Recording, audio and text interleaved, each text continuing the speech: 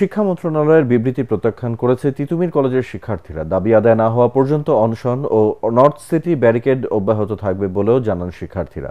রাতে তিতুমির কলেজের সামনে সংবাদ সম্মেলন করে এসব কথা বলেন তিতুমির ঐক্যের উপদেষ্টা মাহমুদুল হাসান মুক্তুর। এছাড়াও রোববার কলেজের সামনে বিশ্ব ইজতেমার আখেরি মোনাজাত শেষ করে মহাখালী গুলশান সড়ক ও রেলপথ অবরোধের ঘোষণা দেয় শিক্ষার্থীরা।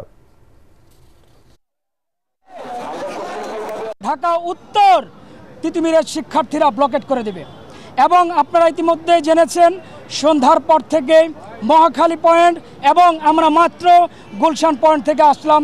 প্রত্যেকটি জায়গায় আমরা এই মেসেজটি দিতে চেয়েছি, আমরা জনদুর্ভোগ চাই না, আমরা জনভোগান্তি চাই না, কিন্তু রাষ্ট্র আমাদের কথা শুনতে চায় না। আপনারা যদি আলোচনা করতে না চান সরাসরি বলতে হবে আমরা আলোচনার জন্য প্রস্তুত নই, তবে শুধুমাত্র সেই মূলা ঝোলাবেন না। সেই মূলা ঝোলানো আশ্বাস তিতুমিরের শিক্ষার্থীরা আর গ্রহণ করতে রাজি নয়। আপনারা মন্ত্রণালয় থেকে দায়িত্ববান একজনকে পাঠান। আপনাদের যে নোটিশ মন্ত্রণালয় থেকে দেওয়া হয়েছে সেটি আমরা প্রত্যাখ্যান করছি।